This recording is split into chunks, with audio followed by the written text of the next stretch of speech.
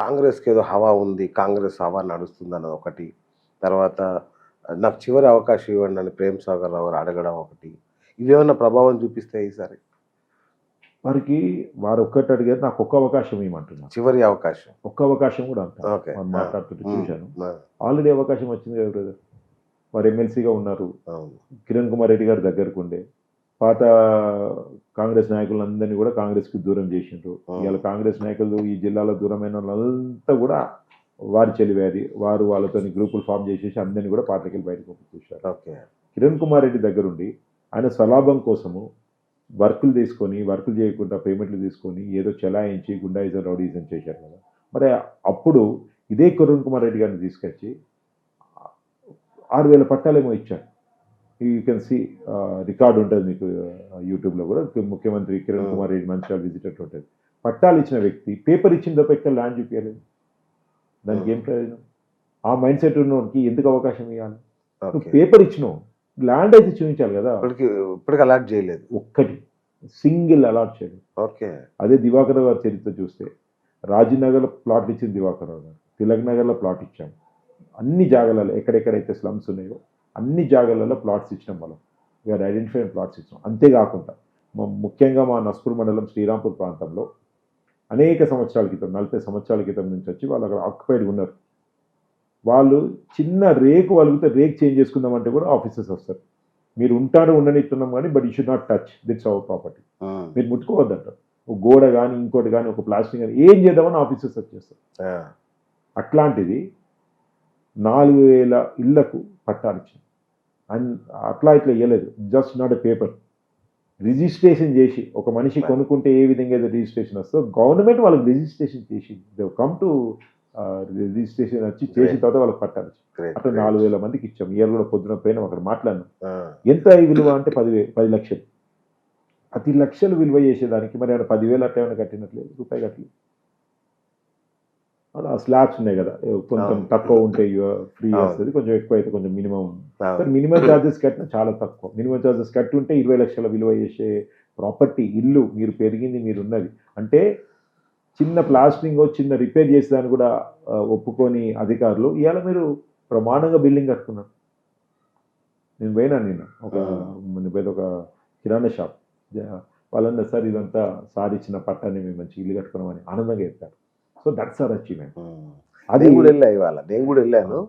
అసలు ఒక్కొక్కరు ఎట్లా చెప్తున్నారు అంటే అసలు మామూలుగా లేదు. అసలు మాకే గూస్ బంప్స్ వచ్చింది, అంత గొప్పగా చెప్తున్నారు.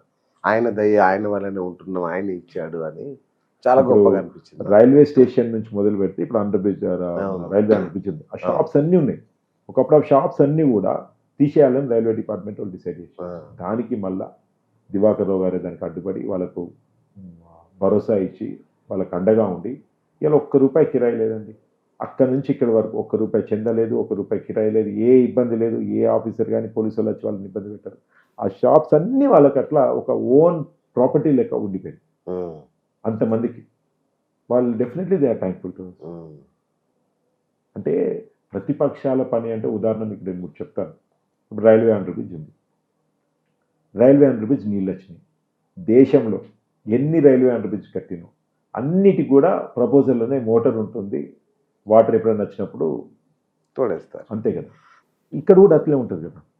సో దేశం మొత్తంలో ఎక్కడ కూడా నీళ్ళు వస్తలే, ఒక్క మంచిర్యాలనే నీళ్ళు వస్తున్నాయి రైల్వే అండర్ బ్రిడ్జ్ కాడ అన్నట్టు వారి ప్రతిపక్షాల ప్రచారం ఉంటుంది. మరి ప్రపోజల్లోనే మోటార్ ఎందుకు పెడతారు? అసలు రైల్వే అండర్ బ్రిడ్జ్కి మోటార్కి ఏం సంబంధం? అది ఎందుకు ఇంక్లూడ్ చేస్తారు? అన్నీ ఇప్పుడు ఇట్స్ బై నామ్, ఇట్స్ బై రూల్ బుక్ కదా, మరి ఎందుకు ఇంక్లూడ్ చేసారు? డెఫినెట్లీ ఉన్నప్పుడు ఎంత పెద్ద మాల్స్ అయినా, మీరు పెద్ద పెద్ద మాల్స్ చూస్తుంటారు హైదరాబాద్, అన్ని మాల్స్లలో కింద పార్కింగ్లకు నీళ్ళు వస్తాయి. మరి ఇంత -4 పార్కింగ్ ఉన్నప్పుడు నీళ్ళు రాకుండా ఎటుపోతాయి? వాళ్ళు ఏం చేస్తారు? మోటార్స్ పెడతారు, డిగ్ the water and throw away, అంతే కదా. వాటర్ని మోటార్ ద్వారా బయటకు పంపించేస్తూ ఉంటారు. అది మంచిర్యాల నీళ్ళు వస్తే మాత్రం ఏం చేసింది దివాకరం అంటే బ్రిడ్జి కడితే ఏమైందంటే, రీసెంట్గా ఒక టీచర్ వచ్చి కలిశారు, సున్నంబట్టిలో, ఈజ్ గవర్నమెంట్ టీచర్. బ్రిడ్జి కట్టక ముందు అక్కడ ప్రాపర్టీగా ఉందామని వెళ్ళారు. ₹7,000 చెప్పారు గజానికి. కొంచెం ఫైనాన్షియల్గా అటు ఇటు ఆలోచించి వీలు కాలేదు, ఇంకా ఇయర్స్ మూవ్ ఆన్. 2 years తర్వాత మళ్ళీ వచ్చి కొందామంటే, బ్రిడ్జ్ అయిపోయిన తర్వాత వచ్చి కొందామంటే ₹17,000 అయిందండి. 10,000 అడిషనల్గా పెట్టి అడ్జసెంట్ ప్లాట్ తీసుకున్నారు. కొన్నాడు. ఓకే. వారు వచ్చి చెప్తుంది వారు ఒక్కరే కాదు అక్కడ దిక్కున్న అన్నట్లు పెరిగింది. అంటే అంత ప్రాపర్టీ వాల్యూ పెరిగిందంటే దే ఆర్ 2 రీజన్స్. ఒకటి బ్రిడ్జ్ వచ్చింది, రెండోది మేము అదే మొత్తుకుంటాం, గుండాలకు రౌడీలకు ఓటేయద్దు అని మేమంటే కాంగ్రెస్ ఎందుకు ఉలికి, వాళ్ళు ఎందుకు ఉలికి పడుతున్నారు? వాళ్ళు కూడా అదే పదని చెప్పండి. మేము పేరు తీయకుండా గుండాలకు రౌడీలకు భూ కబ్జాదారులకు ఓటేయద్దు అంటున్నాం, మీరెందుకు ఉలికి పడుతున్నారు అంటే అర్థం ఏంటిది? మీరే చెప్పుకుంటారు కదా మేమని, మీరు ఉలికెందుకు పడతారు? ఒకవేళ మంచిర్యాల ప్రాంతంలో ఒక పెద్ద స్థాయి ఎమ్మెల్యే స్థాయి ఉన్న వ్యక్తి కనుక కబ్జా చేసి కనుక మొదలు పెడితే ఆ ల్యాండ్ రేట్ పెరుగుతుందా? వేరే ప్రాంతం ఉన్న వాళ్ళు ఇక్కడ వచ్చి కొంటారా? ఇప్పుడు ఎంతోమంది కరీంనగర్ వాళ్ళు, హైదరాబాద్ వాళ్ళు చాలా డిఫరెంట్ ప్రాంతం నుంచి వచ్చి ఇక్కడ కొనుక్కుంటారు ల్యాండ్. నేను ఇవాళ 4 సంవత్సరాల నుంచి 20 సంవత్సరాల నుంచి 4 టర్మ్స్ నుంచి ఇక్కడ ఉంటున్నాను. ఇప్పుడు ఈ గవర్నమెంట్ వచ్చి సెకండ్ టైం గవర్నమెంట్ వచ్చి ఒక 4-5 ఇయర్స్, అట్లీస్ట్ 2014 నుంచి ఈ బీఆర్ఎస్ గవర్నమెంట్ అయితే రికార్డు ఉన్నది. ఎక్కడ ఏ వ్యక్తికైనా నేను ఓపెన్ చేయాలని చెప్తున్నాను, విజిత్ కుమార్ అనే వ్యక్తి ఏ ఒక్కరినైనా ఇబ్బంది పెట్టిందా? ఏ ఒక్కరినైనా పిలిచి ఏదైనా సెటిల్మెంట్ అడిగిందా? ఉంటే వాళ్ళు ఓపెన్గా చెప్పాలి, నన్ను విజిత్ కుమార్ పిలిచిండు, నన్ను దివాకర్ గారు పిలిచిండు అని చెప్పాలి. ఎవరు చెప్పరే? ఎవరు చెప్పరే? ఒక్క పేరన్నా చెప్పాలా? ఫలానా గలానా కాదు, ఆ రికార్డు చెప్పాలి కదా, ఆ వ్యక్తి పేరు ఏంటిది, కథ ఏంటి, కార్ఖానా ఏంటి. ఇప్పుడు వారు చెప్పిన ఆధార్ కార్డులు కథా కార్ఖానా, ఆ వ్యక్తిని ఇక్కడ ప్రొడ్యూస్ చేస్తారు, వాళ్ళ మీద ఏం క్రిమినల్ రికార్డ్స్ ఉన్నాయి, కథ వెళ్ళిపోయిన అంటారు కదా. ఇప్పుడు ఇక్కడనే ఉన్నారు కదా, వెళ్ళిపోవాలి కదా మరి, అంత భయపడ్డారు. వారు చెప్పిన పేర్లో ఇక్కడనే ఉన్నారు, ఎక్కడికి పోలేదు. ఫోటోషూట్ చేసేదానికి వచ్చారు, ఇప్పుడు మీరు వచ్చారండి, మీరు లెక్కన వాళ్ళు కూడా వచ్చారు. వచ్చి ఏవైతే కలెక్టరేట్ ఆఫీస్ కానివ్వండి, లేకపోతే సెంట్రల్ లైటింగ్ ఏదైతే చేశామో, ఈ ఎల్లంపల్లి ప్రాజెక్టు, గూడెం లిఫ్ట్, మన డెవలప్మెంట్ వర్క్స్ అన్ని కూడా మంచి బైట్స్ తీసుకొని వెళ్ళారు. సో వచ్చినప్పుడు ఎక్కడ ఉండాలి వాళ్ళు? ఆబ్వియస్గా మీతోనే ఉంటారు కదా. You see the record. Okay. వాళ్ళు ఏం పని చేస్తారు? వాళ్ళు ఫోటోగ్రఫీ చేస్తారు, వీడియోస్ తీస్తారు. అలాంటి వాళ్ళు కూడా రావద్దా? అంటే ఆయన బాధ ఏంటంటే చేసిన అభివృద్ధి కనిపించద్దు, ఎవరో నచ్చినా వాళ్ళ మీద మనం నిందేయాలి. మొన్న కూడా ప్రెస్ మీట్ పెట్టి వార్నింగ్ ఇస్తుండ్రు కాంట్రాక్టర్లకు, మీరు ఎలక్షన్ నోటిఫికేషన్ వచ్చినాక ఎట్లా చేస్తారు వర్కులు అంటున్నారు. యాజ్ పర్ గవర్నమెంట్ రూల్ ఏ ఆన్గోయింగ్ వర్క్ అయినా నువ్వు చేయొచ్చు, కొత్త మొదలు పెట్టచ్చు. ఆన్గోయింగ్ వర్క్ చేస్తారు, నీకేమింది? మంచిర్యాలని మంచి కోరుకోవాలి కానీ మంచిర్యాల పనులు ఆగాలి, ఎక్కడ ఆగాలని ఎందుకు కోరుకుంటుంది? అంటే నీ ఉద్దేశము, నీ మైండ్ సెట్ అర్థమవుతుంది కదా. ఇప్పుడు వారి మీద, ప్రేమ్ సాగరరావు గారి మీద మాకు సంబంధం లేదు. కాపురా 2014 వాళ్ళు వచ్చి సిర్పూర్ కావాల్సిన ప్రచారం చేసినారు, ప్రేమ్ సార్ ఓడగొట్టాలని. మాకేం సంబంధం అండి? 2014 ఆయన అక్కడ కాంటాక్ట్ చేసిన సిర్పూర్ కావాల్సిన మరి అప్పుడే వాళ్ళు అక్కడికి వచ్చి కలపత్రాలు తీసి వారికి అగెనెస్ట్గా ప్రచారం చేసిండు. ఓకే. ఎందుకు చేసిండు మరి? అప్పుడు దివాకర్ గారికి సంబంధం, విజిత్ కుమార్ గారికి సంబంధం. నువ్వు ఎక్కడో కాపురాల 60 ఎకరాలలో 600 మందిని 700 మంది ముంచి వాళ్ళని కబ్జా చేసి ఎప్పుడో 40 సంవత్సరాల క్రితం తీసుకున్న భూమి ఇవాళ 50 లక్షలు ఉంటే నువ్వు 8 లక్షలకి ఇవ్వమంటే దాని మీద పోరాడుతూ ఉంటే, వాళ్ళ భూమి వాళ్ళు పోతా అంటే నువ్వు వాళ్ళని కొట్టిస్తాను, ఏమైనా కడితే కులగొట్టిస్తున్నావు, రౌడీలను పెట్టి గుండాలను పెట్టి వాళ్ళకి డ్రగ్స్ ఇస్తాను, గంజాయి ఇస్తాను, మంది ఇస్తాను, ఒక టీం తయారు చేసి వీళ్ళని ఇబ్బంది పెడుతున్నావు. అదే కదా వాళ్ళు పెట్టి ప్రెస్ మీట్ పెట్టి చెప్పింది. దానికి ఎందుకు సమాధానం చెప్పు? నాది కాదని ఎందుకు చెప్పు? అదే మా మీద ఆరోపణ వచ్చింది, 57 ఎకరాలు ఏదో కబ్జా చేసినా ఆరోపణ వచ్చింది. ఇమ్మీడియట్గా కలెక్టర్ గారికి పెట్టేశాం లెటర్, CCLA లెటర్ పెట్టేశాం. ఆ సర్వే నెంబర్లో మాకు గుంట భూమి కూడా లేదు, రికార్డు నుంచి తొలగించండి, ఆ రికార్డులు ఎక్కించిన వ్యక్తిపై చర్య తీసుకున్నాను. మీరు చెప్పండి, మీరు ఎంతోమంది ఎమ్మెల్యేస్ ఇంటర్వ్యూ చేశారు, ఏ ఎమ్మెల్యే నా పేరు మీద భూమి లేదని ఇచ్చిండు? 57 ఎకరాలు కబ్జా ఆరోపణ వస్తే ఆ సర్వే నెంబర్లో మాకు గుంట భూమి కూడా లేదు, అది తప్పు, అది డిలీట్ చేయండి, అది ఎవరైతే దాన్ని ఇంక్లూడ్ చేశారో అది ఏ టైంలో అయిందో కనుక్కొని టెక్నికల్గా వారి మీద చర్య తీసుకోమని చెప్పేసి కూడా మనం ఇచ్చాం. ఎట్లా ఇంక్లూడ్ అయింది అసలు? అది ఇదే టెక్నికల్ ఎర్రరా? ఇప్పుడు మాన్యువల్లా 117 ఎకర్సే ఉన్నాయి, డిజిటల్లో సిస్టమ్ లెక్కించేటప్పుడు దానికి ఒక 60-70 ఎకరాలు కలిపేశారు. కలిపినంత మాత్రం ఒకటే కదా, అది ఏ టైం లెక్కించారో అవన్నీ కూడా మేము ప్రెస్లో చెప్పాం. ఓకే. అప్పుడు మేము ఎమ్మెల్యే కాదు, ఆ మహానుభావుడే అప్పుడు చెలాయిస్తున్నాడు ఎమ్మెల్సీగా ఉండి, ఆ టైంలో ఎక్కింది. ఏ ఎంఆర్ఓ అయితే అది ఎక్కించినప్పుడు ఉన్నాడో అదే ఎంఆర్ఓ 2 months తర్వాత రిటైర్డ్ అయిపోయి ఆయన దగ్గరనే పిఎస్లోకి జాయిన్ అయ్యాడు. దానికి దానివల్ల మనకు వచ్చే సంఖ్య అంటే దాని మీనింగ్ ఏమొస్తుంది? మనకు రిటైర్డ్ అయ్యే ముందు 2 నెలల ముందు ఎక్కిచ్చేసి తర్వాత పోయి ఆయన దగ్గర పిఎస్ లెక్క లేదా పిఆర్ఓ లెక్క ఉన్నాడంటే దాని అర్థం ఏంటిది? ఎవరు ఎక్కిచ్చారు? సరే, ఎన్నడైనా మేము ఆ భూమి మీదకి పోయినామా? ఎన్నడైనా మాదన్నామా? సరే, ఏ ఎమ్మెల్యే అయినా నాకు ఈ భూమి లేదు అని చెప్తారు తప్ప తొలగించండి అని ఎక్కడైనా చెప్తారా? రికార్డులకి తొలగిస్తారా? కేవలం కంప్యూటర్లా 117 కొట్టే కదా 187 పెట్టేసి అలా మాకు 57 పెడితే ఎట్లా అండి? రెండోది, దీన్ని చాలా క్లియర్గా నేను చెప్పాలి. ఎందుకంటే ప్లీజ్ మా తాతయ్య గారి పేరు మీద అన్నారు. మా తాతయ్య గారి పేరు మీద అన్నారు. 2003లో మా తాతయ్య గారు చనిపోయారు. ఈ 2013లో మా తాతయ్య గారి పేరు ఎక్కించారు. 2010లోనేమో ఆధార్ కార్డు వచ్చింది. అసలు ఆధార్ కార్డు సిస్టమ్ స్టార్ట్ అయిందే 2010లో. చనిపోయిన మా తాతయ్య గారి పేరు మీద భూమి ఎట్లా కొంటామండి? 10 సంవత్సరాల తర్వాత లేని మా తాతయ్య గారికి ఆధార్ కార్డు ఎట్లా వస్తుందండి? లక్ష్మణరావు గారు మా తాతయ్య గారి పేరు లేని మా 2003లో చనిపోయిన వ్యక్తి 2010లో ఆధార్ కార్డు ఇస్తారా? అసాధ్యమవుతుంది. అసాధ్యం. పోనీ మా తాతగారి పేరు మీద ఉన్నది. సరే, మీకు అంటే ఎక్కడి నుంచి వచ్చింది? ఐదర్ వాళ్ళ నాన్నగారి దగ్గర నుంచి కానీ లేదా వాళ్ళ తాతగారి దగ్గర నుంచి రావాలి. వచ్చినప్పుడు ఎప్పటి నుంచో ఉండాలి రికార్డు. అంతే కదా. అట్లా రాలేదు. పేరు ఎవరి దగ్గర నుంచి కొన్నామా? ఎవరి దగ్గర నుంచి కొనలేదు. లేదు, మా గవర్నమెంట్ ఏమన్నా మా తాతగారికే అసైన్ చేసిందా? చేయలేదు. ఎట్లా ఏదో ఒక ఉండాలి కదా. సో ఒక పేరు ఒకరిది ఎక్కించేటప్పుడు అంటే అంత కామన్ సెన్స్ కూడా లేదా? సరే, మేము కబ్జాలు చేయము, మాకు అలవాట్లేదు అంటే అంత తెలివితక్కువ ఎట్లా వచ్చింది మా తాతయ్య గారి పేరు మీద? రేపు కబ్జా చేసేటోడు దానికి 100 పేపర్లు పుట్టిస్తాను కన్ఫ్యూజ్ చేసానికి. అన్ని ఫేక్ డాక్యుమెంట్స్ అవి ఏది లేదు, మా దగ్గర పేపరే లేదే. ఎన్నడైనా మేము ఆ సైడ్ మీద పోయినామో చేసినాం. ఇప్పుడు వాడి మీద సర్వే నెంబర్తో సహా ఇప్పుడు 470 కోట్లు 500 కోట్లు బ్యాంకులోకి ఉంచిండు. ఏ కంపెనీ పేరు మీద ఏ బ్యాంక్ దగ్గర ఎంత లోన్ తీసుకున్నాడు ఆ బ్రాంచ్ కూడా చెప్తున్నాం మేము. ఆ అకౌంట్ నెంబర్ కూడా చెప్తాను. ఏ కంపెనీ పేరు మీద ఏ బ్యాంక్, యూనియన్ బ్యాంకా, ఆంధ్ర బ్యాంకా, సిండికేట్ బ్యాంకా, ఎస్బీఐ, ఏ బ్యాంక్, ప్రతి బ్యాంక్ ఏ వదిలి పెడతాను. బ్రాంచ్ హైదరాబాద్ అబిడ్స్ బ్రాంచా లేకపోతే సికింద్రాబాద్ బ్రాంచా, ఏ బ్రాంచ్ చెప్పి ఆ అకౌంట్ నెంబర్ కూడా చెప్తాను. ఇంతకన్నా అథెంటిక్ ప్రూఫ్ ఏముంటుంది? మీ వాడి చరిత్ర చూస్తేనేమో మొత్తం బ్యాంకులకు ఎగ్గొట్టుడు, మనుషులకు ఎగ్గొట్టుడు, గుండాయిజం చేసుడు, రౌడీజం చేసుడు, అది తప్ప ఏమున్నది? అంటే అహంకారం. డబ్బు ఎవరిని మోసం చేసైనా నేను తీసుకురాగలుగుతాను, డబ్బు ఎట్లయినా నేను పుట్టించగలుగుతాను అని అహంకారం. అమాయక ప్రజలు వాస్తవంగా చాలా మంచోళ్ళు, అమాయకం రెండొచ్చు. అమాయక ప్రజలు కదా, వాళ్ళని మనం చీరలు ఇచ్చేసి కొనిద్దాం, నేను అమ్ముడు పోతా. ఆయన ఓపెన్గా మీరు చూడొచ్చు, కొన్ని క్లిప్స్ ఉంటే నాకు ఏ పార్టీ లైన్ లేదు, అవసరమైతే నేను సిపిఐకి వెళ్ళిపోతా అంటారు. ఒకసారి ఇచ్చం చేతి రాయి లెక్క మాట్లాడతారు. చాలా వింత ఉంటాయి ఆయన మాటలు. ఒకసారి మొత్తం ఆయన మాటలు వీడియోస్ అన్నీ వింటే you can understand is mental stability ఎంత ఉందో ఎంత లేదో అని. ఒకసారి నేను గెలుస్తున్నా 30-40 వేలు అంటాడు, ఓడిపోతే రాజకీయ సన్యాసం అంటాడు, మళ్ళీ మాటే ఎత్తాడు. ఒకసారి వచ్చేసి నేను కొత్త పార్టీ పెడుతున్నా, ఉత్తర తెలంగాణ కాంగ్రెస్ పార్టీ అంటాడు. ఒకసారి అల్టిమేటం అంటాడు. ఒకసారి రేవంత్ రెడ్డికి పీసీసీ అయ్యి ఎవ్వరు ఫ్లెక్సిబుల్ అవుతాడు, ఎవరు సెలబ్రేట్ చేయొద్దు అంటాడు. అదే రేవంత్ రెడ్డిని ఇంటర్వ్యూ తీసుకొచ్చి దండేసి ఫెసిలిటేట్ చేస్తాడు. ఒకసారి అందరిని పిలిపించుకొని మనకు కన్ఫర్మ్ అయింది, మనము పోతున్నాం టీఆర్ఎస్ పార్టీలకు అంటాడు. మళ్ళీ ఒకసారి పిలిపించుకొని మనం బీజేపీ పార్టీలోకి పోతున్నాం అంటాడు.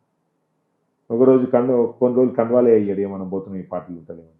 అంటే ఆయన మైండ్ సెట్ స్టేబుల్గా ఉంటుంది. ఓకే, హైదరాబాద్ నుంచి వస్తాడా, వచ్చినప్పుడు ఒక్కటి ఏదో చేస్తాడు, పోతాడు. అండ్ రెండోది అన్ని పబ్లిక్లో తిరగలేదు. ఇక్కడ ఉండడు ఆయన, హైదరాబాద్లో ఉంటాడు. 15 రోజులకు ఒకసారి, వారానికి ఒక రోజు వస్తాడు. అంటే ఆయన మెయిన్ బిజినెస్ కబ్జాలు చేయడం కాబట్టి హైదరాబాద్లో చేస్తాడు ఎక్కువ వరకు. ఇక పైసలు ఎగ్గొట్టుడు అనేది అక్కడ ఉంది, ఇక్కడ కూడా స్టార్ట్ చేసి వాళ్ళ కార్యకర్తలు నాయకుల దగ్గర కూడా పైసలు తీసుకుంటే ఎగ్గొట్టు. నేను చెప్తలేదు, ప్రజలలో వారే చెప్తున్నారు. ఎందుకంటే ఎవరైతే నాయకులు ఇచ్చారో వాళ్ళే చెప్తున్నారు. ఇది బయటకు వచ్చింది అంటే నీకు ఇచ్చినోడు చెప్పకపోతే బయటకు ఎట్లా వస్తుంది? నీకు ఇచ్చినోడు చెప్తాను కదా బయటకు వచ్చేది, ఎట్లా వస్తుంది? ఓకే, సో వారానికి ఒక రోజు 15 రోజులకు ఒకసారి వస్తారు. అండ్ ఈవెన్ టుడే ప్రజలలో తిరగని మనిషి. అచ్చా, ప్రజలలో తిరగని వ్యక్తి ఎమ్మెల్యేకి ఓటు అడిగే అర్హత ఉందా? ఇప్పుడు నేను చెప్తున్నాను, మీరు 3 నెలల డేటా తీసుకోండి, ఆయనకి ప్రజల్లో తిరిగినట్టు, ఇంటింటికి పోయినట్టు మన సమస్య దగ్గరికి పోయినట్టు అస్సలు ప్రజలు తిరగరు. మీరు కూడా ఇంటింటికి పాదయాత్ర చేశారు కదా. డెఫినెట్ ఇంటింటి పాదయాత్ర చేశాను, 124 days చేశాను. మార్నింగ్ 6కి నేను విలేజ్లో ఉన్నాను, ఒక్కొక్కసారి నైట్ 10:30 వరకు విలేజ్ వస్తున్నాను. ఐ వాంట్ నో, అంటే నాకు తెలియాలి. ఏం గమనించారు? దే ఆర్ థ్యాంక్ఫుల్ అండి. ఒకటి దివాకర్ రావు గారికి కానీ, కేసీఆర్ కానీ, కేసీఆర్ పెద్ద కొడుకు అని ఒకటే అడిగిన అనలేదు. ఎందుకు వచ్చింది అన్న పదము నాకు నా పాదయాత్ర తెలుసు. అవునా? దివాకర్ రావు గారిని 4 సార్లు ఎందుకు గెలిపించిండు అన్నది నాకు జవాబు ఆ పాదయాత్ర తెలుసు. అది వ్యక్తిని వాళ్ళు కరెక్ట్గా అర్థం చేసుకుని, ఈ వ్యక్తి రైట్, మనిషి మంచోడు ఉంటే చాలు. మనము అనుకున్న పని కొంచెం ఆలస్యమైనా అటు ఇటు అయినా మనం చేయగలుగుతారు. అది ఇంపార్టెంట్. మన శరీరానికి ఆరోగ్యం ఎంత ఇంపార్టెంటో ఈ ప్రాంతానికి మనిషి అనేది ఇంపార్టెంట్. ఎమ్మెల్యే అనేటువంటి క్యారెక్టర్ కరెక్ట్ ఉండాలి, మనిషి గుణవంతుడై ఉండాలి, మంచోడై ఉండాలి, మన మీద తపన ఉండాలి. అంటే ఏదైనా పని కొద్ది చేద్దాం చూద్దాం అన్నది కాకుండా దానికి స్టిక్ ఆన్ అయి ఉండాలి. అరే నేను చెయ్యాలి, నా బాధ్యత అని ఉండాలి. అట్లా రెస్ట్ లేకుండా ప్రజల కోసం కష్టపడే వ్యక్తి దివాకర్ రావు గారు. అందుకే మేము గెలిపించాము, ఇవాళ కాదు. అంటే ఒక వ్యక్తి చాలా గర్వంగా చెప్పుకుంటున్నాడు, దివాకర్ రావు గారు ఎటుంటే అటు ఓటేసినాం, మొదటి నుంచి ఓటేసినాం, ఆయన వెంబడే ఉన్నాం అని చెప్పుకుంటున్నారు. అర్థం ఏంటి? అంత ఆన్సర్ వాళ్ళకు వస్తుంది. అంటే they are memories. First election ఎట్లుండే, మేము సెకండ్ ఎలక్షన్ ఎట్లున్నాం, ఏదేమైనా మేము దివాకర్ రావు గారితోనే ఉంటాం కూడా. ఎక్కడ దొరుకుతుంది చెప్పట్టు అనే పదం నేను విన్నాను, చాలా సంతోషం. నేను విన్నా ఇవాళ పొద్దున, నేను అదే ఆశ్చర్యపోయా. కేసీఆర్ గారు పెద్ద కొడుకు అంటే పెన్షన్స్ అండి. చాలా వరకు నేను ఒక ఊరికి వెళ్ళాను, ఒక తల్లి ఉంది, 2 కొడుకులు, పాపం 2 మెంటల్లీ డిసేబుల్. తల్లి బయటికి వెళ్ళలేదు, వాళ్ళిద్దరిని వదిలిపెట్టి వాళ్ళకి ఏది కావాలన్నా తల్లి వేయాలి, స్నానం చేయించాలని, వాట్ ఎవర్ వాళ్ళు పొద్దున్న లేచిన కాంచి నైట్ పండుకునే వరకు అన్నీ కూడా తల్లి చేయాలి. అంటే కన్ను లేవు, మెంటల్లీ డిసేబుల్. ఎట్లా? ఓన్లీ తల్లి చూసుకుంటుంది, బయటికి రాలేదు. మరి ఎట్లా వాళ్ళ కుటుంబం ఎట్లా కలవాలి? వాళ్ళ 3 పెన్షన్స్ వస్తే వస్తుంది. చిన్న పిల్లలు, భర్త చనిపోయింది, ఎట్లా? పెన్షన్ మీద అంత ఇంత ఆధారం. ఇవాళ ఊర్లల్లో నేను స్వయంగా చూసాను, ఎవరికైతే పెన్షన్స్ వస్తున్నాయో వాళ్ళకి సామాన్ అయిపోయింది. అక్కడ కిరాణా కొట్టుకు పోయి బియ్యం కావాలన్నా, ఉప్పు కావాలన్నా, పప్పు కావాలన్నా పైసలు లేకుండా వాళ్ళకి ఇచ్చేస్తాం. క్రెడిటే అంతే. అదే మళ్ళా వీళ్ళ పైసలు రాగానే బరాబర్ వాళ్ళ పైసలు వాళ్ళకి ఇచ్చేస్తారు. ఫిక్స్డ్ ఇన్కమ్ ఉంది కాబట్టి ఇక వాళ్ళని చూస్తే కేసీఆర్ కనిపిస్తాడు. కిరాణా షాప్ అతనికి కేసీఆర్ కనిపిస్తాడు. నో ప్రాబ్లం, వీళ్ళకి కేసీఆర్ పైసలు వస్తాయి, నాకు ఏమి ఎగ్గొట్టేటోడు కాదు, మంచిగా ఇచ్చేస్తాను. వాళ్ళు కూడా అంత ప్రాంప్ట్గా వాళ్ళకి పైసలు రాగానే 200, 300, 400 వాళ్ళకి ఇచ్చేస్తాను. అంటే జేబులో పైసలు లేకున్నా తినడానికి ఇబ్బంది లేదు. అది ఆ నమ్మకాన్ని కేసీఆర్ వాళ్ళకి ఇచ్చేది. జ్వరం వచ్చింది, ఇంకేమన్నా వచ్చింది, ఆరింటిని రమ్మంటే వస్తాను, సూదెత్తాను, పోతాను, పైసలు అడుగుతలేరు, వాళ్ళు ఇస్తే తీసుకుంటాను, లేవుతలేరు. అట్లా ఎవరు చేయరు. కానీ వీళ్ళ దగ్గర ఇప్పుడు పైసలు లేవు, పెన్షన్ వచ్చినాక ఇస్తారు అనే భరోసా వాళ్ళకి ఇచ్చారు. ఇట్లా ఎంత భరోసా? ఇట్లా వాళ్ళు చేసిన ప్రతి పథకం కూడా చాలా బ్రహ్మాండంగా అసలు. అంటే నాకు అర్థమైంది ఎందుకు పెద్ద కొడుకు అవుతుంది వాళ్ళు. కొన్ని సందర్భాలు బాధ కూడా ఇచ్చింది. పెద్ద బిల్డింగ్లు తండ్రులు అంటే కొడుకులు వాళ్ళు కట్టుకున్నాడు, ముంగట ఒక చిన్న రూము తల్లికి పెట్టాడు. అవి చూసినా బాగా అనిపించింది. ఇంత పెద్ద బిల్డింగ్ నువ్వు కట్టినావు కదా, అందులో ఒక రూమ్ తల్లికి లేదా, అందులో ఒక రూమ్ తండ్రికి లేదా, చాలా పెద్ద బిల్డింగ్లు కట్టి చిన్న రూము తల్లికి ముంగట పెట్టింది. అట్లాంటివి చూసినా బాగా అనిపించింది. ప్రేమ్ సార్కి ఎట్లా వచ్చినాయి 70,000 అంటే ఇంకొక అట్లాంటి వాడు ఎవడో వేసి ఉంటాడు అనిపిస్తుంది. కన్న తల్లినే నువ్వు అంత సంపాదించుకున్నావు, అంత పెద్ద బిల్డింగ్లు ఉన్నావు, ఒక రూమ్ తల్లికి ఉండక ఉన్నదంటే సరే, తల్లి నీ సొంత ఈ ఊర్లో ఉన్నది, సొంత పాతింట్లో ఉన్నది, అది ఒప్పుకుంటా, అఫెక్షన్ ఉంది. కొత్తగా నువ్వు ఒక షెడ్ వేసి కట్టినావు అంటే చాలా బాధ. పాతింట్లో ఉన్నా అమ్మ ఉన్నప్పుడు, నాన్న ఉన్నప్పుడు, అమ్మ నాన్న ఉన్నారు, she want to leave there, ఆ సెంటిమెంట్ ఉంటుంది. I can understand. అందులో నేను ఎవరిని తప్పబడతాను. కానీ ఉండద్దు, బయట ఏదో అవుట్ హౌస్ లెక్క ఉండాలి అని చెప్పి కట్టినాయి. అట్లాంటివి చూసినప్పుడు కూడా బాగా ఇట్లుంటుందా సమాజం. అప్పుడు ఆ సెల్ఫ్ ఆన్సర్, ప్రేమ్ సార్ ఓటేసి ఉంటారు, ఇంత దుర్మార్గునికి, ఇలాంటి వ్యక్తికి, ఒక హంతకుడు. రియలీ స్ట్రాంగ్లీ సే ఆయన ఒక హంతకుడు. నేను మీకు చెప్తాను కదా, ఇవాళ ఆయన ఏదైతే ఇల్లు కట్టుకున్నాడో ఆ ఇల్లు జాగా హాజీపూర్ వెళ్ళినా, మీరు హాజీపూర్కి వెళ్తా అంటే అక్కడ అంబేద్కర్ స్టాచ్యూ ఉంటుంది, దాని వెనక కీర్తిశేషులు మాధవరపు హనుమంతరావు గారు అని బోర్డు కూడా ఉంటుంది. ఆ కీర్తిశేషులు మాధవరపు హనుమంతరావు గారు చనిపోయేదానికి కారణం ఏందో మీరు ఒక్కసారి హాజీపూర్ గ్రామానికి తెలుసుకోండి. ఇవాళ ఏదైతే ఇల్లు కట్టుకున్నాడో ఆ ఇల్లు జాగా హనుమంతరావు గారు. వారు ప్రేమ్ సాగర్ గారికి అమ్మినప్పుడు పైసలు ఎత్తియాలి కదా. చాలా తక్కువ అమౌంట్ అడ్వాన్స్ ఇచ్చేసి మొత్తం రిజిస్ట్రేషన్ చేసేసుకొని బిల్లింగ్ కట్టుకొని ఎన్నిసార్లు అడిగినా ఇవ్వలేదు. ఆ తర్వాత ఏమైంది అనేది మీరు ఒక్కసారి హాజీపూర్ గ్రామంలో జరిగితే ఏం జరిగింది, ఏం సూసైడ్ లెటర్ ఉన్నది, ఇట్లా చనిపోయినప్పుడు ఆయన బాడీ మీద ఏం దెబ్బలు ఉన్నాయి ఇవన్నీ చెప్తారు.